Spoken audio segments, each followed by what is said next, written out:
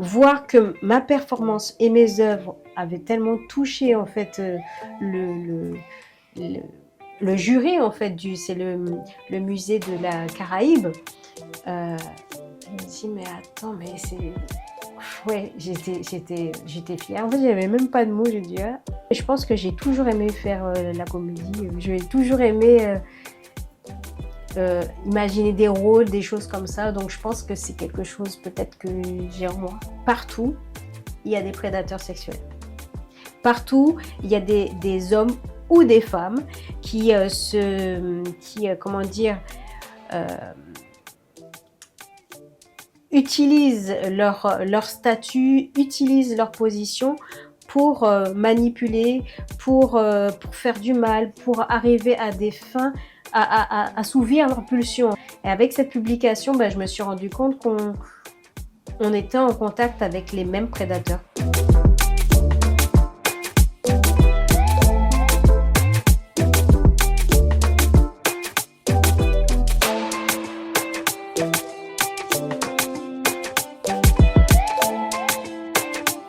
Bonjour et bienvenue dans votre émission Divan Indigo qui vous emmène dans l'intimité des personnalités et de celles et ceux qui font l'actualité. N'oubliez pas de vous abonner pour ne rien rater. Aujourd'hui, notre invité mettra en éveil nos sens et nos émotions lors d'une plongée au cœur de la société contemporaine. Bonjour Céline Bernabé. Bonjour Madame Loyal. Nous sommes installés ici chez vous dans votre studio d'artistes multidisciplinaires situé dans la ville de Sainte-Rose. Peinture, performance, photographie, vous évoluez sur la scène artistique caribéenne depuis plus de 10 ans, mais en 2025, vous nous présentez votre plus gros projet, votre film « Je ne suis pas elle, je suis l'autre ». Le réalisateur, Jean-Claude Barny, disait qu'un film ne sort pas par hasard, et c'est le cas du vôtre, que vous avez co-réalisé avec Kevin Macedo. Est-ce que vous pouvez le présenter en quelques mots ?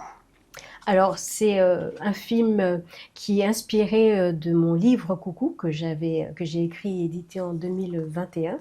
Et donc, on a adapté finalement au cinéma avec Kevin Macedo. Ça raconte l'histoire, en fait, d'une femme artiste qui a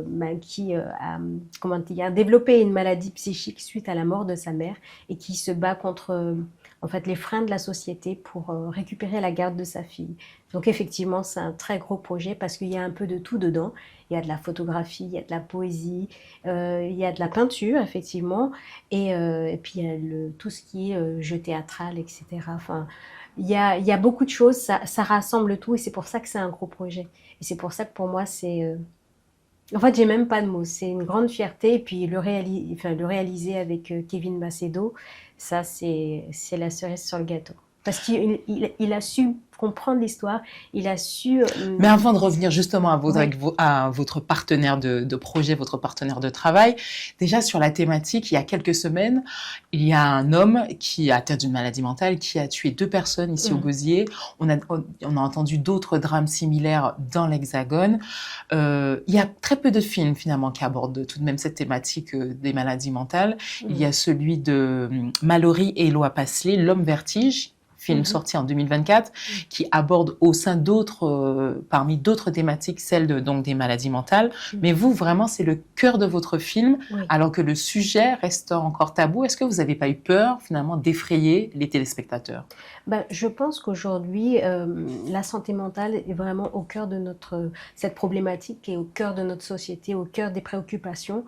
On voit, il y a de plus en plus de personnes en souffrance psychique et j'avais pas peur qu'il soit mal reçu parce que le livre déjà lui-même a été vraiment super bien reçu. Donc il a suscité lui-même beaucoup d'émotions. Donc on savait que ça allait être pareil, sinon plus en fait. Et voilà, et c'est vrai que les personnes qui ont pu le voir en sont ressorties vraiment très émues. Donc ça nous pousse à le faire découvrir plus loin, à l'international, parce qu'on sait qu'à travers le monde, il y a beaucoup de personnes qui sont en souffrance. Donc, vraiment, aucune appréhension. Est-ce que c'est les textes justement de votre livre Coucou que l'on peut entendre dans le film ou vous avez dû réécrire le scénario ? Là, on rentre un peu dans la cuisine du film. Est-ce que vous avez dû réécrire un nouveau scénario ? Alors, j'ai vraiment j'ai travaillé un scénario qui qui se détache un peu, même si on retrouve des similitudes, on retrouve beaucoup de choses similaires à Coucou, mais je me suis inspirée aussi du tome 2, qui n'est pas encore édité. Donc du coup, c'est un mélange entre le tome 1, entre le tome 2, et puis une adaptation aussi qu'il fallait faire pour le cinéma, puisque ce qui est au niveau théâtral ne peut pas forcément s'appliquer au niveau du cinéma. Donc voilà, oui, une réadaptation. Par rapport au texte poétique, j'en écris d'autres. Je me suis inspirée de textes que j'avais créés pour qui s'associent à des toiles qui ne sont pas dans le livre, mais que j'avais écrit pour d'autres projets. Donc, Et il y a aussi votre emploi d'assistante sociale qui a dû vous aider aussi pour décrire les situations, décrire... En fait, je pense que mon métier d'assistante sociale, effectivement, me permet d'être beaucoup plus sensible puisque je reçois des personnes malades, des familles aussi en souffrance par rapport à leurs proches qu'elles n'arrivent pas finalement à accompagner.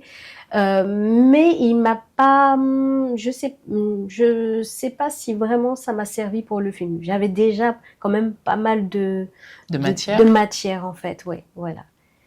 Alors, on l'a dit, vous l'avez co-réalisé avec Kevin Macedo en autoproduction. Oui. Et là, vous avez donc 3 casquettes. Vous êtes sur ce film scénariste, actrice et réalisatrice. Oui. Quand on arrive sur le lieu du tournage, comment fait-on pour gérer toutes ces 3 casquettes? Est-ce que parfois, vous n'êtes pas senti un peu perdu certains jours?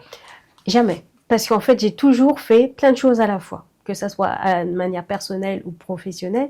J'ai toujours fait plein de choses à la fois. J'avais réalisé, je pense que ça m'avait déjà permis d'avoir une expérience, une comédie musicale en 2013 pour La Clé des Arts. On m'avait proposé ce projet que j'avais accepté. J'ai créé une comédie musicale pour toute l'école de musique et j'étais la réalisatrice, le personnage principal, puisque la directrice a voulu que je sois le personnage principal.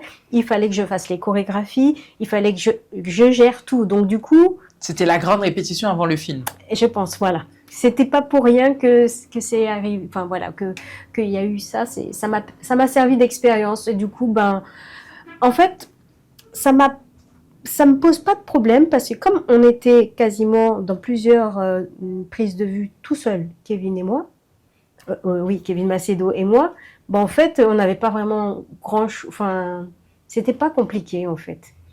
Il y a une scène par exemple où la première scène, on est juste tous les deux.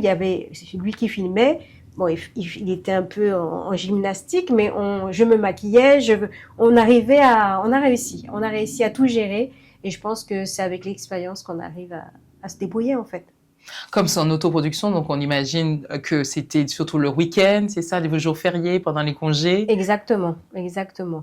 Mais on a eu quand même la chance d'avoir des amis, des connaissances, techniciens, figurants, qui nous ont vraiment beaucoup aidés sur certaines scènes. Et ça, vraiment, en fait, on n'aurait pas pu faire le film seul. Ça, c'est pas possible. On avait besoin à un moment donné de personnes ressources Et vous les avez trouvées. Exactement. Quand on revenir sur la casquette d'actrice, est-ce que le cinéma, c'était un rêve chez vous? Pas du tout. Le théâtre, ouais, le théâtre, parce que moi, j'aime bien performer, j'aime bien le théâtre. J'ai connu le théâtre, l'amour du théâtre en 1998. C'était une expérience, ma première expérience, j'avais 13 ans. Donc du coup, j'ai été sélectionnée parmi plusieurs élèves parce que j'étais dans une classe maîtrise. En fait, il y a plein d'informations.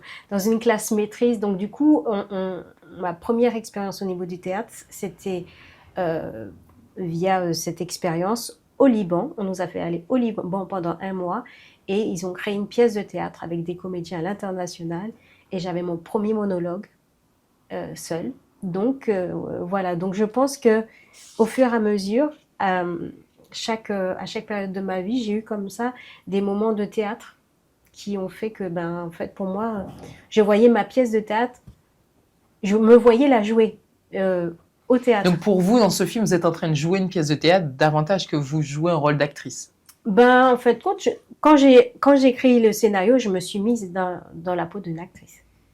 J'ai vraiment fait j'ai vraiment, comment dire, fait la coupure avec la pièce de théâtre, puisque ce n'était plus exactement la même histoire. Est-ce que vous êtes dit un moment, enfin justement comme vous venez du théâtre et Mm. que vous n'avez pas appris à faire du cinéma, est-ce que vous vous êtes posé la question, est-ce que c'est moi qui dois l'incarner ou est-ce que je dois proposer le rôle à quelqu'un d'autre? On ne s'est pas posé la question avec Kevin. C'était évident, c'était vous. C'était évident. Parce que, en fait,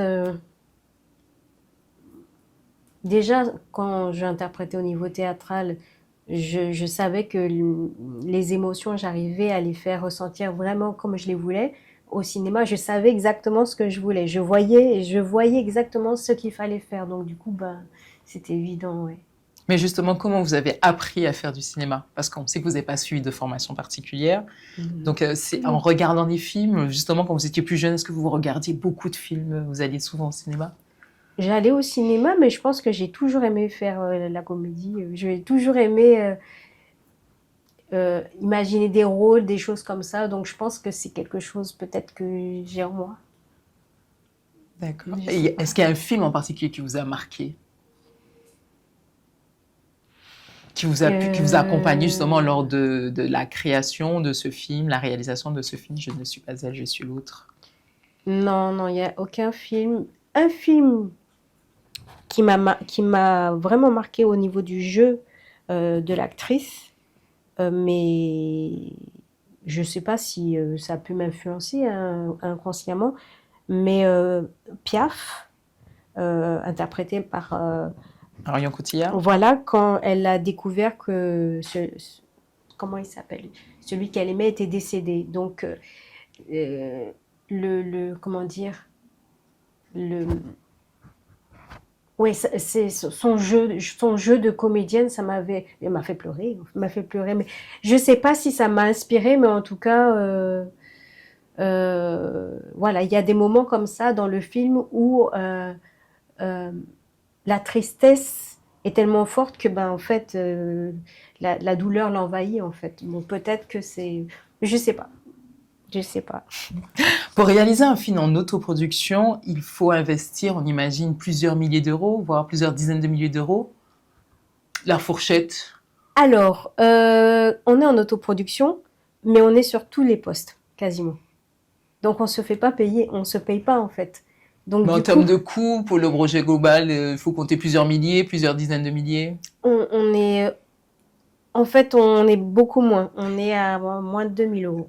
Ah, moins de Moins de 2000 2000 euros. euros parce que bah, c'est nous, en fait, la réalisation d'un court-métrage, les postes qui coûtent beaucoup, important, c'est le paiement de tout L'équipe technique. toute l'équipe. C'est Et le puisque paiement. vous faisiez tout par vous-même, Voilà, c'est donc ça, du le coup, paiement aussi de l'organisation, de la logistique, le paiement des lieux.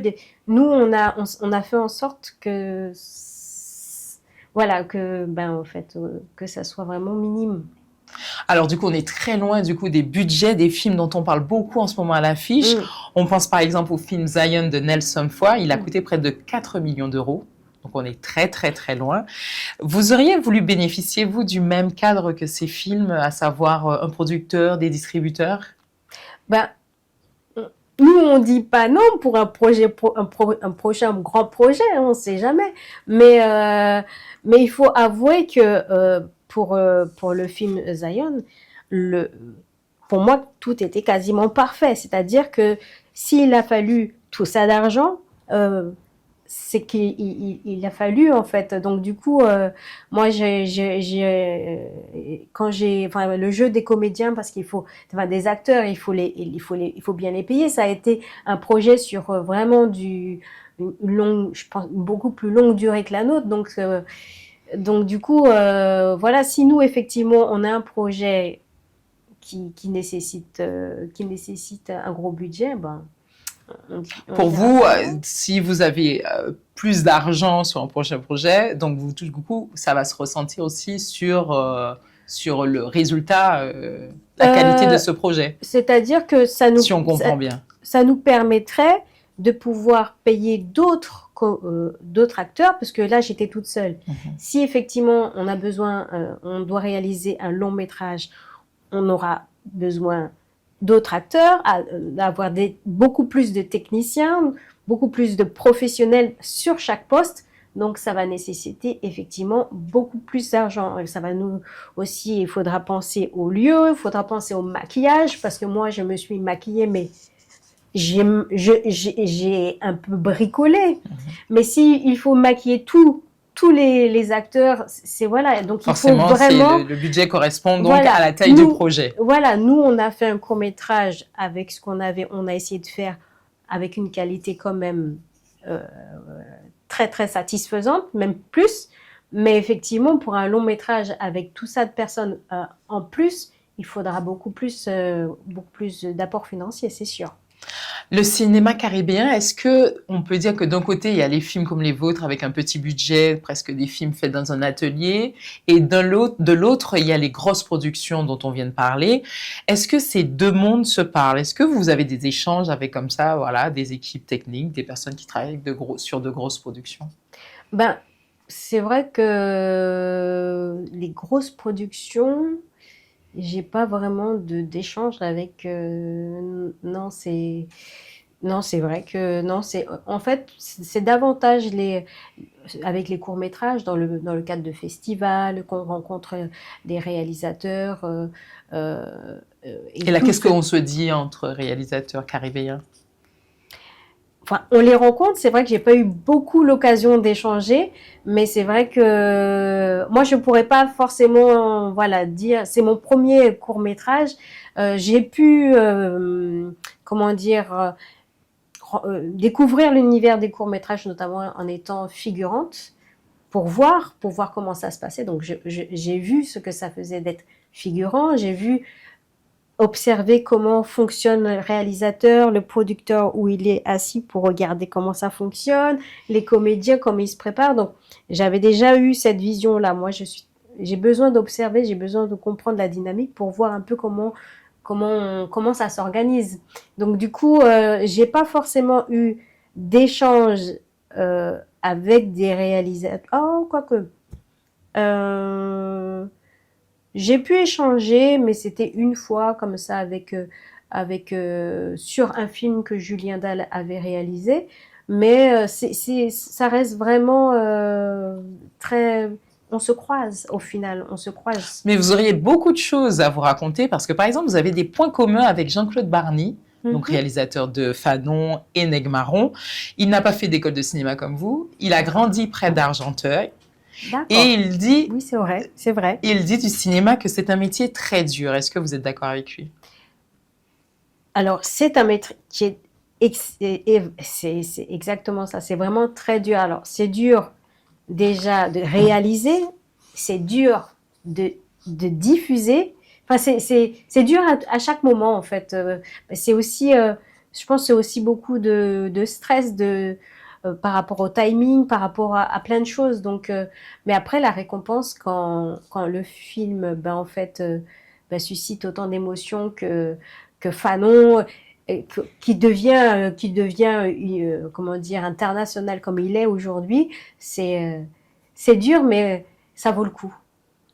Alors, Fanon, Zion, deux films avec une sortie nationale. Est-ce qu'il faut se tourner vers Paris pour être considéré comme étant un acteur, une actrice du cinéma caribéen? Bah, moi, je pense que, enfin, en tout cas, nous, on veut d'abord conquérir enfin, on veut conquérir le cœur de tout le monde, en fait. On n'a pas forcément besoin, on cherche pas la reconnaissance, on cherche le contact avec le public. On veut, notamment par le biais de ce film, parce que ça parle de santé mentale, on veut sensibiliser, on veut, comment dire, permettre une certaine ouverture. Donc c'est important pour nous de rencontrer le public, d'échanger avec les personnes aussi qui souffrent de ces maladies, avec leurs familles. Et c'est pour ça qu'on va mettre en place des ciné-débats et on voudrait qu'ils soient gratuits pour justement, bah, avec ce film qui est finalement un support, pouvoir partager, pouvoir faire ce travail, oui, de sensibilisation. C'est ça. Donc après, on va le faire en Guadeloupe, en Martinique, plus largement on espère, et en France hexagonale. Et puis on verra, puisqu'il a été aussi sous-titré en anglais, donc on espère aussi à l'international. On ne cherche pas la reconnaissance dans le milieu. On ne cherche pas ça. On fait notre possible pour qu'il soit le plus parfait possible, mais on ne s'attend pas à quelque chose d'extraordinaire, non. Si ça vient, c'est super, mais si ça vient pas, c'est avec les gens qui vont le voir. Pour vous, ce sera déjà un succès. Voilà. Vous l'avez rappelé au début d'émission, votre court-métrage est un condensé de ce que vous êtes en tant qu'artiste. Oui. On peut vous voir écrire, il y a la peinture, le théâtre, la photographie. Il y a un élément commun à toutes ces disciplines, c'est que vous les pratiquez de manière autodidacte. Oui. Pourquoi n'avez-vous pas voulu suivre des formations artistiques? Bon, en fait, je ne me suis pas posé la question de... Non, en fait, c'est venu comme ça, c'est l'expérimentation. Les techniques sont venues à moi, je les ai développées. Et à partir de là, j'avais pas forcément le besoin. Mais vous auriez gagné du temps avec une formation, apprendre les techniques auprès de pairs, de professionnels, vous auriez gagné du temps. Oui, mais peut-être qu'on m'aurait orienté. On m'aurait orienté vers quelque chose vers quoi je ne voulais pas forcément aller. Je savais que, de toute manière, tout au long de ma vie, j'apprends. Donc, si ça doit mettre 10, 20 ans, 30 ans, c'est pas grave, je suis pas pressée. Ça mettra le temps qu'il faudra. Et puis peut-être qu'en travaillant sur la peinture, ça va me donner des idées pour autre chose. Donc, du coup, ça va se compléter. J'ai besoin de picorer un peu partout, d'expérimenter ensemble en même temps, enfin, et pas forcément... Et vous lancez des défis à vous-même aussi? Oui, quelque part. Ce film, c'était quelque part un défi, je pense, oui. Peut-être que j'en aurai d'autres, parce que je pense que je peux expérimenter encore autre chose, ouais, au niveau artistique. Pourquoi pas? Déjà, il faut que je me remette au piano bien comme il faut, mais... On va parler de la musique tout à l'heure. Votre apprentissage, en tout cas artistique, a commencé pendant votre jeunesse à Argenteuil, c'est là où vous avez grandi. Votre chambre, là-bas, était un laboratoire. On pouvait trouver des dessins partout. Ah oui, on prépare l'émission. Elle a été gentille. Elle a dit que c'était un laboratoire. Donc ça veut dire que c'était gentil. Il y avait des dessins partout, sur les murs, sur les lits, sur le bureau. Oui, il n'y avait pas que des dessins.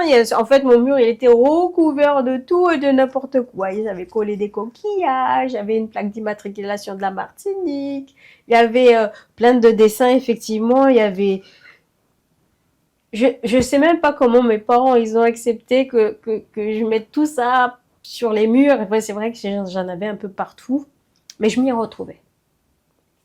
Et il y avait un objet que vous avez apporté pour nous spécialement, qui vous quittait pas aussi à l'époque, et vous allez nous présenter cet objet.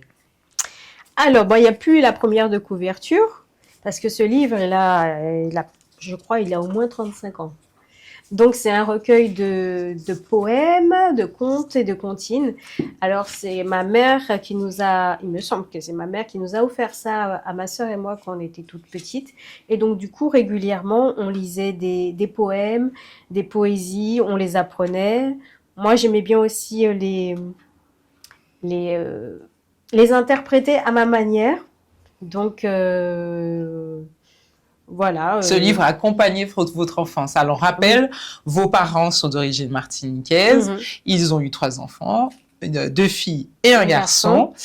Votre jeunesse, avec cette chambre décorée, ce livre de chevet, est-ce que vous pourriez décrire votre jeunesse comme étant quand même insouciante, ou malgré tout, vous aviez des batailles à mener, vous aviez des défis déjà à l'époque? Alors,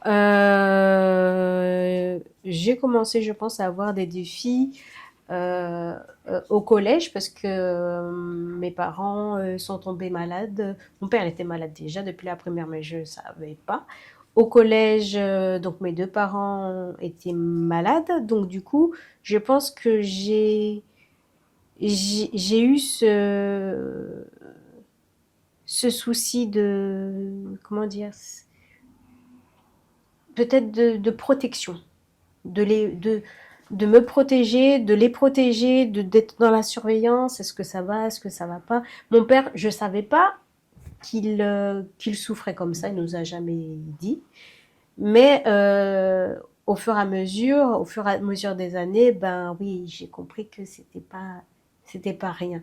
Donc du coup, je pense que quelque part, puis ma mère était infirmière, donc aider l'autre, ça c'est arrivé depuis, je pense, oui, le collège. Donc j'avais quand même une certaine maturité au collège euh, que j'ai gardé, qui s'est développé rapidement en fait. Et donc du coup, c'est pour ça que j'ai commencé à exercer le métier d'assistante sociale à 21 ans. J'étais toute jeune, mais dans ma tête, j'étais déjà avec une maturité d'une personne d'une trentaine d'années en fait.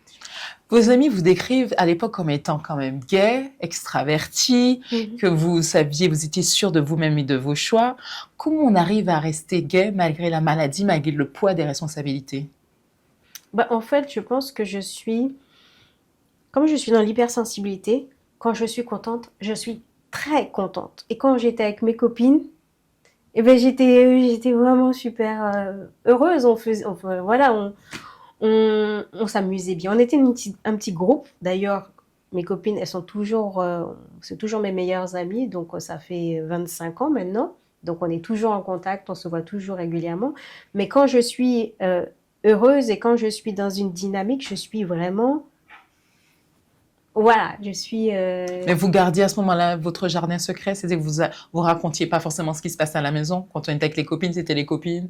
Là, on essayait un peu d'oublier tout ce qui nous attendait à la maison, les défis. ben, en fait, c'est vrai que à la maison, il y avait des moments de tristesse, mais il y avait aussi beaucoup de moments de joie, en fait. Il y avait énormément de moments de joie, mais la tristesse, elle pouvait arriver effectivement quand ça allait pas bien. Mes copines, elles le voyaient, donc que j'allais vraiment pas bien. Mais c'était ponctuel. C'était ponctuel parce que quand la joie m'inonde, elle inonde tout, en fait. Donc voilà. Vous avez surtout un souvenir lumineux finalement de votre enfance, de votre Oui, jeunesse, oui, oui, de oui, votre, oui. malgré tout. Oui, l'adolescence avec, voilà, avec les, les, les sorties entre copines, ah oui, non, franchement, c'est une belle adolescence que j'ai eue. Ouais. Et à 20 ans, vous commencez à peindre. Mhm. Votre cheminement vous conduit vers des personnages. Il y a d'abord eu Chou et Chou, que l'on peut voir d'ailleurs Chouchou? c'est Chouchou, il faut les Oui. appeler. Les C'était, chouchous qu'on peut voir autour de vous. Et oui. puis, il y a eu la série Corps et Esprit, dont ici, il y a un exemplaire où, avec le noir, le blanc et le rouge, Oui. vous abordez la thématique de la douleur. L'art, pour vous, est-ce que c'est finalement une question d'incarnation? Euh, Parce qu'on quand voit vous- que vous aimez travailler les situations, vous travaillez les postures, vous travaillez les attitudes. En fait, le langage corporel est super important parce et en fait, il permet d'exprimer énormément d'émotions. Donc, c'est vrai que par exemple, pour cette œuvre, il n'y a pas forcément besoin de visage, il n'y a pas forcément besoin même de tout le corps.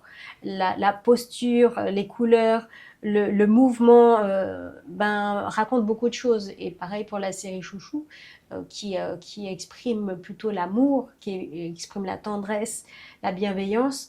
Il n'y a pas besoin d'un visage non plus. Donc voilà, je pense que c'est important aussi de montrer que, autour de moi, que le fait d'être aussi dans,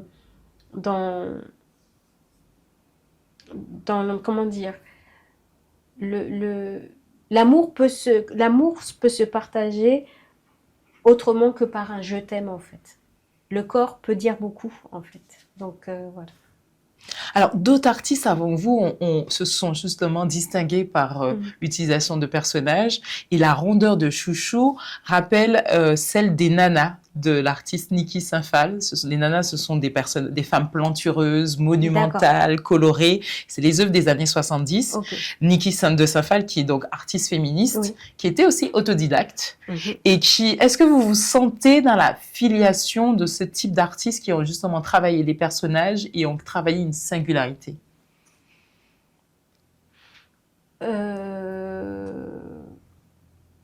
En fait, je me suis jamais posé la question. Je me suis vraiment jamais posé la question. Vous n'avez pas regardé comme ça. La spécificité peut-être ce rapport avec la douleur, pas par rapport au personnage seul en lui-même, mais la relation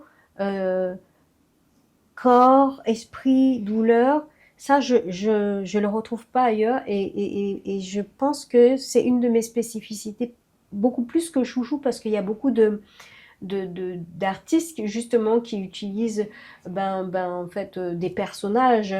Alors, moi, les noms, en fait, à chaque fois, j'oublie les noms, mais il y a effectivement beaucoup d'artistes à l'international qui utilisent des personnages comme ça. Moi, ma spécificité pour les chouchous, c'est que j'essaye de d'abord travailler un contexte, un fond, avant de les imaginer. Voilà, c'est le fond et les personnages qui font l'œuvre, en fait.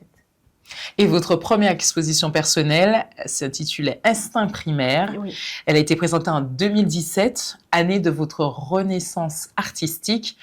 Est-ce qu'à ce moment-là, quand on parle de renaissance, vous étiez libéré de certains liens personnels, certains liens familiaux? Alors en fait, c'est la Renaissance, la date vraiment, l'année, c'était 2015. 2015, c'était pour moi véritablement ma renaissance personnelle qui a débouché sur cette renaissance artistique, en fait, voilà. Parce que c'est une étape de ma vie qui a fait que il y a une remise en question sur moi, sur l'estime que j'avais pour moi, sur beaucoup de choses. Et je me suis Parce qu'à ce moment-là, vous aimiez plus quand vous parliez, j'ai eu une remise en question sur l'estime de vous-même. C'est-à-dire vous aviez perdu cette estime de vous-même? Je pense que je l'avais perdue. Je pense que je m'étais je m'étais oubliée. Je m'étais oubliée. Il a fallu un événement personnel pour que, oh, euh, il y a quelque chose qui ne va pas, en fait. Et en fait, quand j'ai eu cette prise de conscience, c'est comme si j'avais déversé tout au niveau artistique. Des choses que j'avais retenues pendant 10 ans, je n'avais pas créé énormément pendant ces 10 ans. Donc là, on parle entre votre départ d'Argenteuil et l'arrivée en Guadeloupe vers 2008. Vous arrivez en Guadeloupe vers 2008. Voilà. Et après, donc, pendant ces années, donc c'est dans Voilà, cet intervalle-là de 2008 que... jusqu'à 2015, je pense que j'avais un besoin sûrement de créer que je ne pouvais pas vraiment satisfaire, que je ne pouvais pas exprimer. Et quand je me suis retrouvée face à moi-même, face à mes questionnements, j'ai déversé, c'est-à-dire j'ai commencé à peindre une trentaine de toiles en 2 mois, j'ai commencé à écrire beaucoup, j'ai commencé à faire de la photographie, j'ai vraiment déversé tout ce qui avait que j'avais contenu en moi. Et j'ai compris, en fait, en fonction des émotions que j'avais, soit de la colère, soit de la tristesse, soit de l'apaisement, et en fait, que ça orientait certaines couleurs, ça orientait certains mouvements. J'ai compris que c'était extrêmement lié, en fait. Donc, Mais justement, la photographie, vous avez entamé une série d'autoportraits dans cette période, noir et blanc, parce que vous souhaitiez vraiment garder l'essentiel en racontant des histoires par ces images, ces autoportraits, votre visage, vos différents visages d'ailleurs. Vous souhaitez garder que l'essentiel? En fait, il y avait beaucoup de noir et blanc, mais il y avait aussi en couleur. Effectivement, c'est des autoportraits qui abordaient la question de l'image de soi, la perception de l'autre, de la société. Et en fait, du coup, au fur et à mesure, j'en ai fait une série. Je ne suis pas elle, je suis l'autre. Donc, déjà, voilà, c'était déjà voilà, c'était une série d'autoportraits et que j'ai exposé, que j'ai commencé à exposer aussi la même année à Rimena Suta, en fin d'année. J'ai exposé c'était Projection, ça s'appelait Projection. 2017, oui, on va en reparler. Donc, du coup, ces autoportraits, on sait que ils sont dans votre atelier. Donc, c'est pas cette pièce, c'est une autre pièce. Ils sont dans votre atelier. Quand vous créez d'autres œuvres, ils sont là. On a le sentiment qu'ils veillent sur vous. En fait, pour moi, c'est comme une banque d'images, mais d'émotions. En fait, voilà, c'est comme une. Alors, je crée pas forcément tout le temps dans mon atelier parce que comme ma chambre quand j'étais petite, c'est le bordel. Donc des fois, j'ai pas forcément assez de place pour créer, mais effectivement, ils instaurent une espèce d'énergie, une espèce de ouais, c'est important que mes autoportraits soient dans mon atelier, effectivement. parce que c'est comme voilà, ce sont des repères, des choses comme ça en termes d'émotion, ouais. Décrivez-nous une journée type dans votre atelier, justement, quand vous créez une œuvre. Comment ça se passe? Quand vous arrivez, quand vous passez le pas de la porte, qu'est-ce qui se passe à ce moment-là? Alors, comme je fais plein de choses à la fois, je vais pas forcément rester tout le temps dans mon atelier. Alors, je vais peut-être, comme des fois, je dois faire des projections, ou que j'utilise de l'eau, un peu de tout, des bombes, ben, je sors souvent dans le jardin parce que je vais pas rester dans l'atelier avec la bombe, quoique je serais même capable pour, si j'ai la flemme, mais Il y souvent, a en des fait, va-et-vient comme ça. il y a des va-et-vient, je suis pas, Vous faites la cuisine aussi, après vous revenez, donnez un coup de pinceau, après vous repartez, c'est vous vous occupez possible. des Ouais, c'est plantes. possible. Oui, oui. J'ai du mal des fois à rester en place. Donc une journée dans l'atelier, c'est une journée dynamique. Je reste jamais une journée dans l'atelier. Ah, une Jamais. demi-journée. Même pas.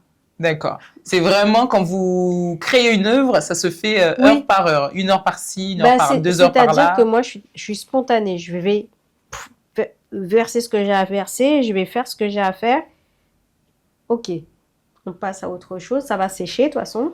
Je fais autre chose. Mais vous le faites en chantant ou en écoutant de la musique aussi souvent? Oui, souvent, ça m'arrive, ouais. La musique m'est inspirante, ouais. Ça dépend des moments, mais ça peut être inspirant, effectivement. Donc, du coup, il n'y a pas de... Et chaque œuvre, la création de chaque œuvre est différente. Il n'y a pas de processus particulier que je suis. Non, c'est vraiment... C'est spontané, en fait. J'ai pas de... Donc, du coup, elle peut rester là, l'œuvre, et puis même dans 1 an, je vais revenir dessus. Il n'y a pas de... C'est-à-dire que ça prend le temps, voilà, ça prend le temps qu'il faut, et puis...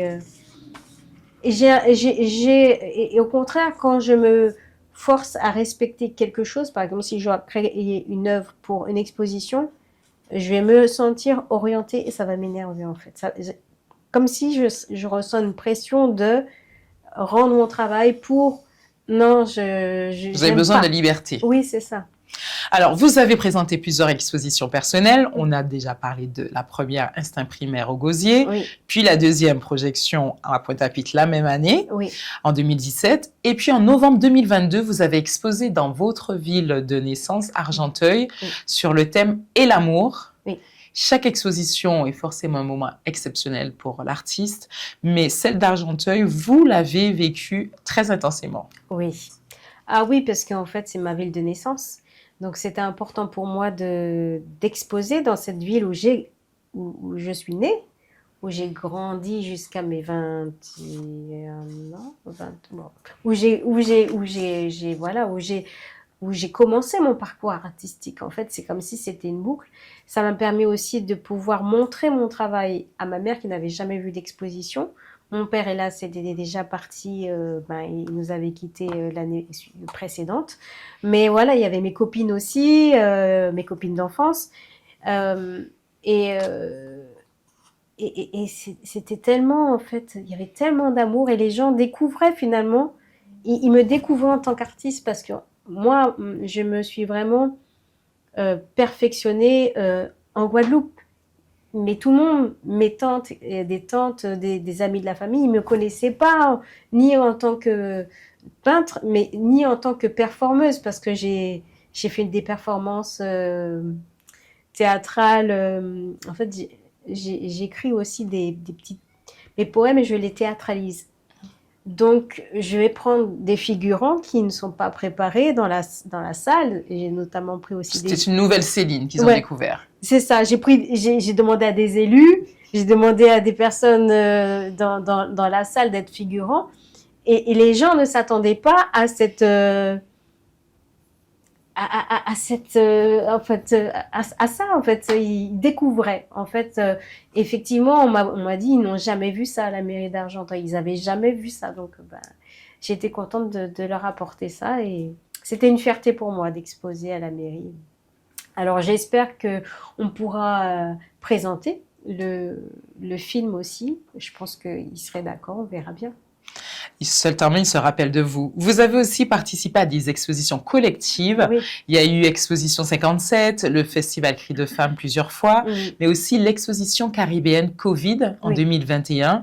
27 artistes sélectionnés de 10 pays de la Caraïbe. Il y avait 6 artistes de Guadeloupe et de Martinique et vous en faisiez partie. Que ressent-on après ces années de travail, d'expérimentation, quand là, on se voit reconnu, on voit son travail reconnu à l'échelle de la Caraïbe? Ah, c'était encore une immense fierté. Parce qu'en plus, c'était la reconnaissance de mes œuvres, mais aussi d'une performance vidéo que j'avais réalisée, qui était en lien... Parce que c'était surtout donc corps et esprit qu'on a pu voir lors de cette exposition. Oui, parce que en fait, la performance, j'avais ma combinaison noire. En fait, j'étais le Vous personnage. incarniez, voilà. Oui.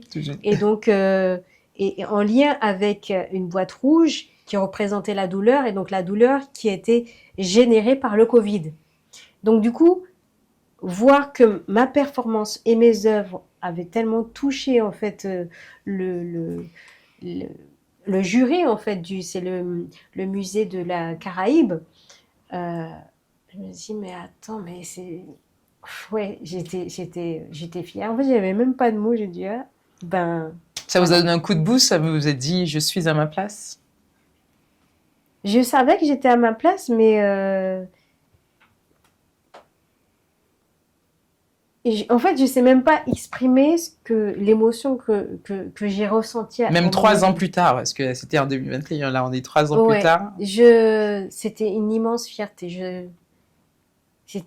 Alors, ça aurait été encore, parce que l'exposition, elle a été virtuelle. Elle a été virtuelle, l'exposition avec tous les artistes. Après, on a fait l'exposition des artistes de la Guadeloupe et de la Martinique. On l'a réalisée à l'hôtel Arawak. Et ça encore, c'était encore autre chose. C'était encore... De rencontrer les gens, d'être en physique. Oui, c'était magnifique aussi.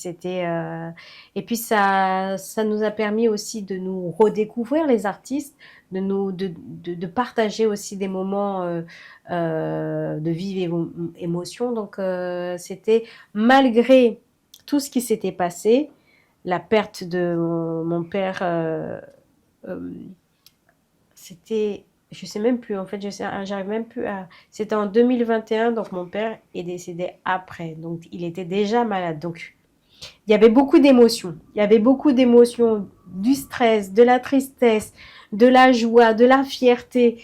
Et donc, et puis, ce contexte Covid. Donc, du coup... C'est un excellent souvenir chez vous. Le milieu artistique aux Antilles, ce n'est pas seulement un lieu où on vit de fortes émotions positives, un lieu de synergie. Dans un récent message sur les réseaux sociaux, vous décriviez le milieu comme pouvant être parfois toxique avec la présence de prédateurs. Alors, je pense que dans tous les milieux professionnels, tous les milieux, dans le milieu dans la vie personnelle, dans les milieux associatifs, dans les milieux sportifs, partout, il y a des prédateurs sexuels. Partout, il y a des hommes ou des femmes qui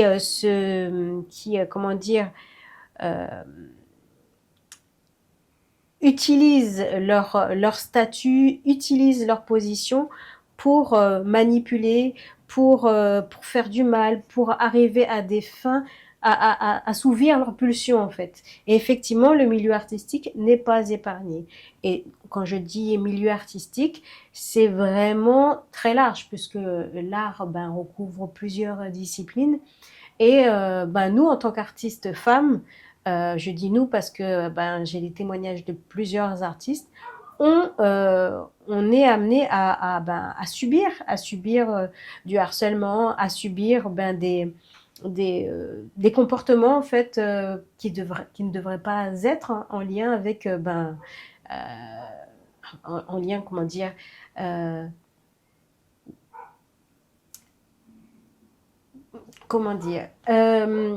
avec la sexualité, en fait. On essaye de... il y a des... quand j'ai fait cette publication, je me suis dit, Céline, c'est vrai que ça fait 10 ans que tu t'es dévoilée au niveau artistique. Et donc, du coup, tu deviens finalement quelque part même si c'est à une moindre échelle, un personnage, entre guillemets, public. Donc du coup, certaines personnes, même dans le milieu, euh, se sentent sur les réseaux déjà, dans un premier temps, plus à l'aise pour pouvoir dire ce qu'ils pensent en fait.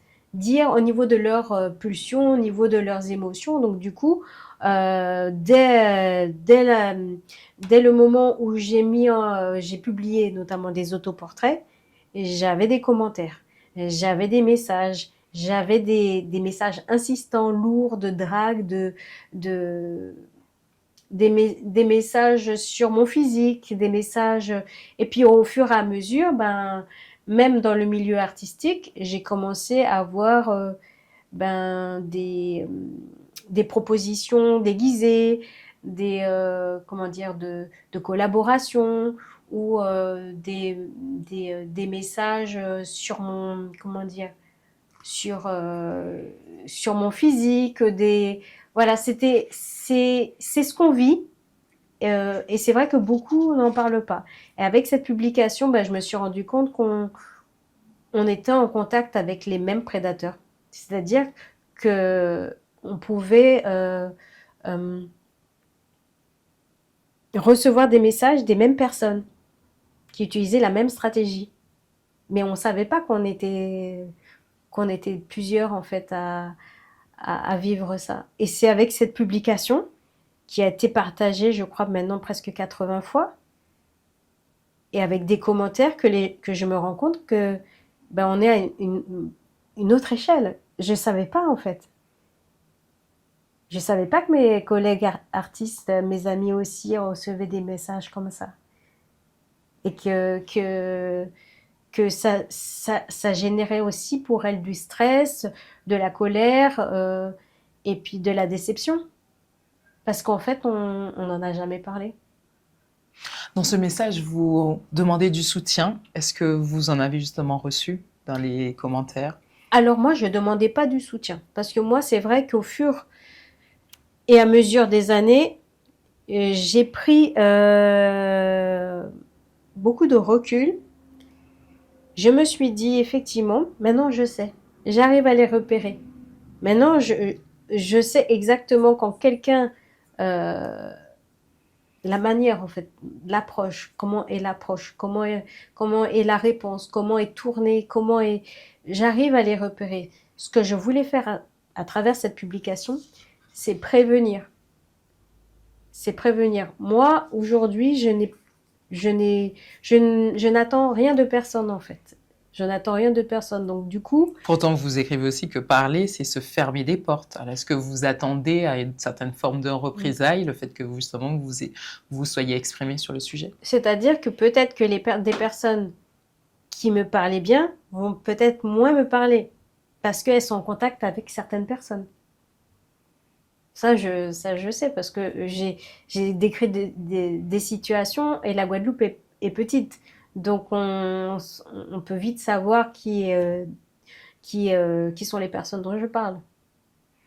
Mais vous l'avez Donc, dit, ces situations d'intimidation, d'harcèlement, de violence ne concernent pas uniquement la Guadeloupe. On peut la retrouver dans différents territoires. Euh, Vous, aujourd'hui, vous vous dites tout de même, j'ai bien fait d'en parler, j'ai bien fait justement d'ouvrir cette porte pour que d'autres puissent à leur tour raconter leur histoire. en fait, c'est vrai qu'au début, j'ai vraiment hésité à publier parce que je me suis dit, je savais pas vraiment où j'allais. J'ai publié parce que je me suis dit, effectivement, il faut que j'en parle. Quand j'ai vu toutes les personnes qui m'ont envoyé des messages en privé pour me parler de leur expérience, pour me dire qu'ils me soutiennent, je me suis dit, parce qu'ils me soutiennent parce qu'ils ont vécu ou parce qu'ils connaissent, je me suis dit, mais ben, j'ai vraiment bien fait parce que du coup, on voit que la parole se libère. Si on regarde les commentaires, il y a beaucoup d'artistes, il y a beaucoup de personnes qui disent, moi aussi j'ai vécu cette situation. Il y a une femme qui dit, moi c'est pas dans ce milieu-là, c'est dans un autre milieu. Effectivement, je subis ça. Donc, il y avait déjà certains réseaux, il y avait déjà certaines plateformes, MeToo, il y avait déjà certains artistes qui mettaient en place des choses comme Florence Napri pour faire libérer la parole, pour libérer la parole. Et donc, du coup, Donc là, vous avez apporté votre pierre à ce ouais, mouvement. je pense, et je regrette absolument pas parce que c'était nécessaire, ouais. En tout cas, pour vous encourager à poursuivre votre travail d'artiste, votre entourage a déjà des idées, des propositions, et votre amie Maëva a une question pour vous. Oui. Salut Céline, j'espère que tu vas bien. Alors aujourd'hui, on m'a demandé de te poser une question que je ne t'ai jamais posée. J'avais pas beaucoup d'inspiration, mais j'ai eu cette idée. Si jamais tu devais faire un court-métrage sur l'une de nous, la petite team de l'époque du lycée, sur qui ce serait et pourquoi? Merci et à plus. Bisous. Bye. Alors moi, si je devais faire un court-métrage, je pourrais pas choisir l'une d'entre elles parce qu'en fait, ce sont toutes mes sœurs. Je ferais un court-métrage ou un long-métrage sur nous, sur nos parcours, sur notre... Comme un peu au style Desperate Housewives, sauf qu'on n'est pas désespérés, on est des femmes fortes, on a chacune eu un parcours de vie, des traumatismes, des victoires, et en fait, on est tellement différentes et en même temps tellement soudées qu'on mériterait un film pour nous toutes. On est au moins 5 ou 6, on est un petit groupe, on a toujours été solidaires, on a toujours été l'une pour l'autre. Si une n'était pas disponible, on savait qu'on pouvait compter sur d'autres. Ça serait le nôtre à nous toutes, ce court-métrage. Voilà Maëva. Donc voilà, on entend que vous avez beaucoup de projets. Tout au long de l'émission, vous avez parlé de certains d'entre eux. Donc le film Je ne suis pas elle, je suis l'autre, à découvrir lors de Ciné Débat. Vous continuez l'écriture d'un deuxième tome du livre. Il est fini.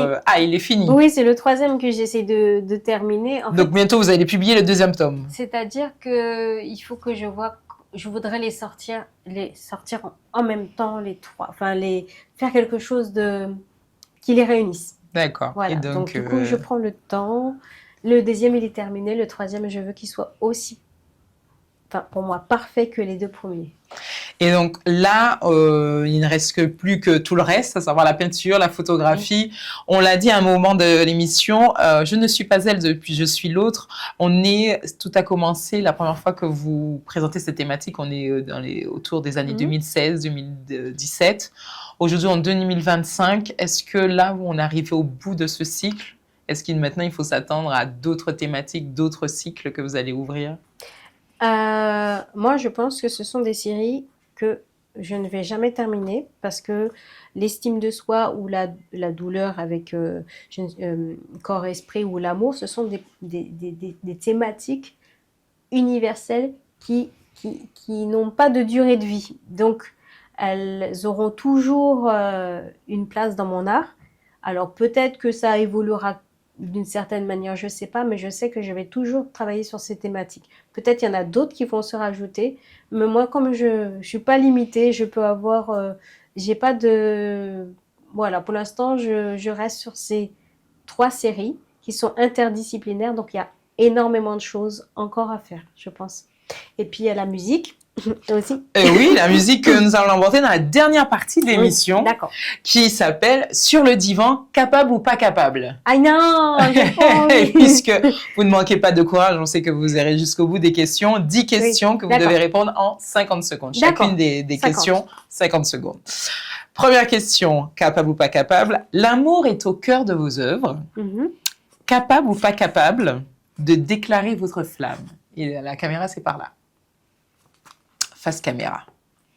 De déclarer ma flamme? Oui. Alors, est-ce que par le biais d'un texte poétique ou dans le biais... Là, sans réfléchir, vous avez moins de 50 secondes parce que ça a déjà commencé, le décompte a commencé. Alors, tu es entré dans ma vie. Je sais pas, c'est parce qu'en fait, je suis... tu es l'amour de ma vie. Tu es l'amour de ma vie et je crois que c'est toi que l'univers a amené sur mon chemin pour que je sois la plus heureuse des femmes. Voilà, tu le sais. Et merci pour tout ce que tu m'apportes. Voilà. Je Voilà. suis sûre que ça lui fera plaisir. Donc, vous remarquerez qu'on n'a pas dit qui, mais il se reconnaîtra. Capable ou pas capable de définir une artiste caribéenne? Il y a quelques années, on vous a posé la question, vous avez dit, ah non, je ne pourrais pas. Mais est-ce qu'en 2025, ça a changé ou vous pouvez toujours pas? Bah, en fait, c'est tellement large. Déjà, la Caraïbe, c'est vaste. De pays en pays, il y a des influences différentes. Enfin, je pense que, voilà, s'il fallait répondre, une artiste caribéenne, c'est une artiste qui est influencée par beaucoup de choses, aussi bien de son propre pays, de la culture, des valeurs, mais aussi d'autres pays. Aujourd'hui, tout devient universel, donc on a des influences de partout.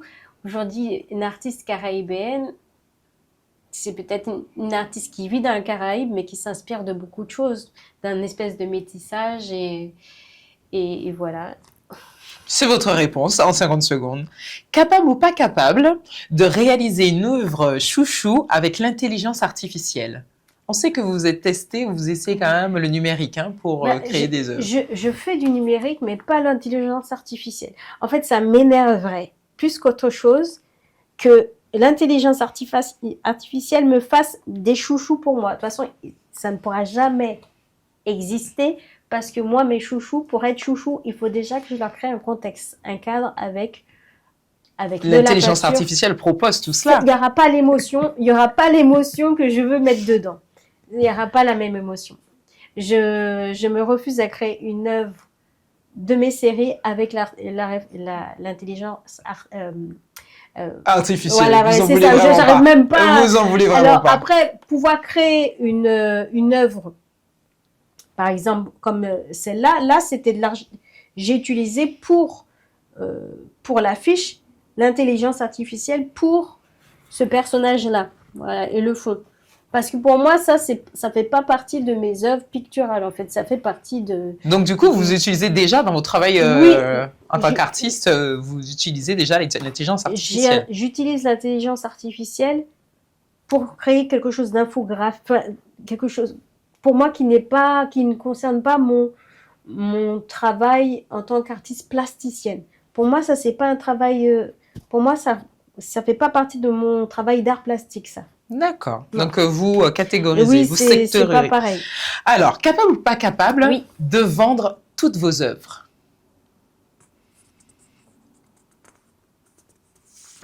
Je pense que le regard dit pas mal. Après, ça dépend dans quel but. Si c'est pour des personnes qui sont touchées par les œuvres, oui. Pas vendre toutes mes œuvres. En donner aussi. J'en donne, j'en offre.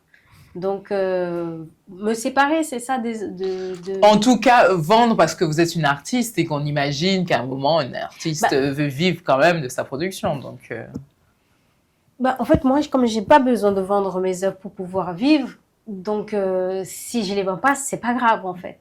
Si on me demandait de vendre toutes mes œuvres, après, il y a certaines pour lesquelles je suis attachée. Mais ça me... Voilà. vous pourriez vendre et vous pourriez donner, en tout cas. Je pourrais vendre et donner, mais il faut, pour moi, que... Ça a un sens. Ça a un sens. Okay. Par exemple, il y a un couple qui voulait acheter une de mes œuvres, et c'était une œuvre de l'œuvre de mon exposition Instinct primaire, l'œuvre qui illustre mon affiche. Et ils voulaient la mettre en décoration dans la chambre du bébé de leur enfant. Je sais pas, sur le coup, je me suis dit, j'avais pas... Vous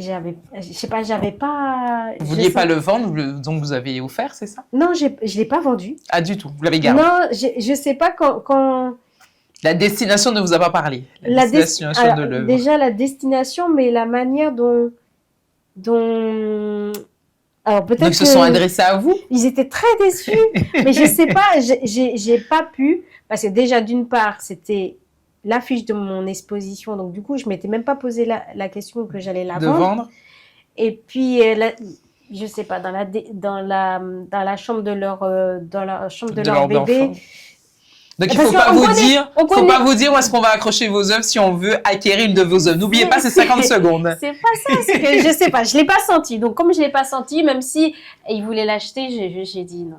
Après, peut-être que j'ai été dure pour eux, mais je pouvais pas. Il y a des En choses tout cas, comme ça. l'artiste, l'auteur a ses droits et fait donc ce qu'il ou qu'elle veut.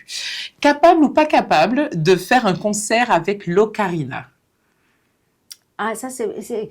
Alors, je pourrais faire un concert si jamais je prends X années pour pouvoir maîtriser. Je ferais pas. Il faut expliquer de quel instrument que l'on parle aussi. Alors, c'est en fait l'ocarina, c'est une espèce de flûte qui a des origines asiatiques. On en trouve aussi en Afrique, je crois, il me semble. Mais c'est, vous vous rappelez le personnage au niveau du jeu vidéo Zelda? Oui. Le jeu vidéo Zelda.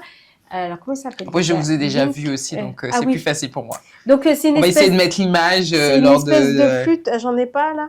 Une flûte en forme de bec-doigt. Et Très difficile, vraisemblablement, à apprendre parce que vous avez commencé en 2018. en autodidacte, oui. Voilà. Mais en fait, comme je fais tellement de choses, j'ai laissé tomber. Donc, il faudra que je me remette dedans. Mais c'est vraiment pas compliqué. Par contre, vous avez appris très jeune à jouer du piano. Donc peut-être un concert piano-voix, ça c'est possible. Parce que vous interprétez à la fin du film Je ne suis pas elle, je suis l'autre, vous Oui. interprétez une chanson Oui. que vous avez écrite, composée Oui. et donc interprétée. Oui. Donc on s'imagine, on se dit, elle peut nous faire un concert. En fait, j'ai créé le morceau avec, par le biais de la MAO, la musique assistée par ordinateur. Donc, en fait, voilà, j'ai créé des boucles et j'ai créé avec le piano des choses. Et surtout, je me suis surtout inspirée de boucles qui étaient déjà dans voilà, qui étaient Qui existait déjà. Voilà. Donc, du coup, j'ai créé mon morceau. Mais j'ai pas, voilà, pour l'instant, moi, je suis pas encore sûre de moi pour le piano. Alors, c'est vrai que j'ai une formation plutôt classique. Donc, du coup, c'était les morceaux Mozart, Schubert, et c'est des morceaux plutôt que... Puis les remixer à la sauce locale. N'oubliez pas, question, D'accord. une question, 50 secondes. On continue. Capable ou pas capable d'offrir de nouvelles cartes postales pour diffuser l'amour? Comment vous savez? Ah, on se renseigne à Divan Indigo. Parce que vous avez pris l'habitude à une époque de diffuser des cartes postales dans des médiathèques, dans des stations-service. Oui. Ah oui, mais je le referai. Oui, d'ailleurs, je me suis dit, il fallait que je cherche quelle toile j'allais mettre en carte postale. Et oui, ça va faire partie. Donc, c'est le projet, ça fait partie des futurs projets. Oui, donc, parce que si vous recevez dans votre boîte aux lettres une carte postale qui ressemble à Chouchou, eh ben, c'est Céline qui l'a déposée chez vous. Et il y a des gens, qui... Que vous avez retrouvé, qui avaient reçu oui, vos m'a dit, mais je le connais, ce tableau, je l'ai chez moi. J'ai dit, vous avez la carte postale? Mais oui, c'est vous alors. Donc, les gens sont super contents quand ils découvrent leur carte postale dans leur commerce. Donc, oui, je veux. C'est une manière de diffuser l'amour. Donc, voilà. Préparez-vous. Voilà. Regardez bien dans votre boîte aux lettres. Capable ou pas capable de participer à la création d'une maison d'artistes en Guadeloupe? Une maison d'artistes comme l'œuf en Martinique. Voilà, par exemple. C'est pour être intéressant. Ouais. Après, c'est vrai que c'est pouvoir donner aussi les moyens d'exister à ces maisons d'artistes. Parce qu'en fait, il faut... il suffit pas de les ouvrir, après il faut... c'est ça, parce que voilà, s'il faut payer un loyer, s'il faut payer l'entretien, l'électricité... Mais ça, en tout cas, on sent que vous êtes capable. Alors, vous allez réunir un groupe d'artistes et de décideurs. Il faut avoir le temps aussi, parce qu'avec tout ce que je fais, je sais pas où je vais trouver le temps. Mais justement, capable ou pas capable de donner une nouvelle mission à la super-héroïne Elle? Il faut dire que vous êtes aussi une artiste engagée. Vous avez vu les vidéos. Avec votre super-héroïne, vous abordez les thématiques qui nous concernent, à savoir l'accès à l'eau potable. Vous avez dû bien rigoler en voyant les vidéos. Non, vous savez, j'ai surtout apprécié cette manière concrète d'entendre votre engagement. Voilà. Parce que parfois, les gens s'habituent à des situations, on ne les entend plus. Et vous, il y a un moment, on vous entend clairement réclamer l'égalité pour donc les services hospitaliers, l'eau potable et autres. Donc voilà, est-ce qu'il faut s'attendre à une nouvelle mission pour cette super-héroïne? La super-héroïne, pour l'instant, pour moi, c'est devenu elle. Parce que dans le elle, la super-héroïne, c'est toutes les femmes. Donc, on est ces super-héroïnes. Donc, la super-héroïne avec le masque et la cape, pour l'instant, elle est dans d'autres univers en train de protéger d'autres planètes.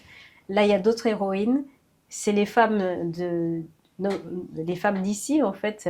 C'est les femmes qui sont les héroïnes. Et notamment dans le livre, l'héroïne, elle s'appelle Elle. Et c'est pas pour rien. Et dans ce film, elle n'a pas de prénom. Donc, c'est devenu mon héroïne. Oui. Nouvelle question, il y a 20 Oui. ans. Vous avez dit à vos amis que vous seriez assistante sociale avec un jardin aux Antilles. Il n'y a pas 20 ans, là, il y a 25 ans. Il y a 25 ans. Alors, capable c'est ou pas vrai. capable de nous dire à quoi ressemblera votre vie dans 25 ans? Oui. Alors, j'aurai quel âge 65 ans 65 ans Je À ne quoi serai même pas ressemblera- retraitée. Mais Je à serai quoi même pas- ressemblera De toute votre façon, je vie? n'attends pas la retraite. Euh, je pense que j'aurais fait plusieurs films. Ouais. J'espère que... Attention, on note tout ce que vous Oui, dites. j'aurais fait plusieurs films. Euh, Long métrage, c'est cette fois-ci? Ah, j'espère. Après, c'est pas grave s'il n'y a pas de long métrage. À partir du moment où les œuvres, elles percutent, elles marquent, elles sensibilisent, elles apportent quelque chose à l'autre, on est content. Je suis contente. Si c'est un long métrage avec le budget des Ions, ça c'est encore mieux. Mais ouais, faire plusieurs films, peut-être exposer un peu plus à l'international, enfin à l'international, puisque bon, je dois développer approfondir la technique au niveau de corps et esprit, et j'aimerais bien l'exposer dans d'autres pays, ouais. Eh bien, écoutez, on sera là, on espère, dans 25 ans. Dernière question, Oui. et là, je sais que vous serez capable. Donner un conseil aux femmes qui sont confrontées aux situations d'intimidation, de violence, de harcèlement. D'accord. Ben, je dois vous en dire. Vous, si vous voulez, vous adresser directement à elle. Donc, oui, voilà. Un conseil, c'est croyez en vous, écoutez-vous, vous avez de la valeur, vous avez cette force en vous, en fait. Alors, n'hésitez pas à parler, n'hésitez pas à exprimer ce qu'il y a en vous, alors de différentes manières. Mais en tout cas, c'est important de ne pas rester seul parce qu'on est quasiment toutes confrontées à ce type de situation et c'est ensemble qu'on pourra permettre de stopper ça et de faire prendre conscience. Donc voilà, par le biais de l'éducation, par le biais de beaucoup de choses. Donc voilà, parlez en vous et surtout aimez-vous. C'est la première chose. À partir de là, les choses vont aller beaucoup mieux, je pense. Céline Bernabé, merci d'avoir répondu à nos questions. Merci d'avoir partagé votre intimité. N'oubliez pas de vous abonner pour voir et revoir cette émission et rendez-vous très vite pour un nouvel invité. À bientôt.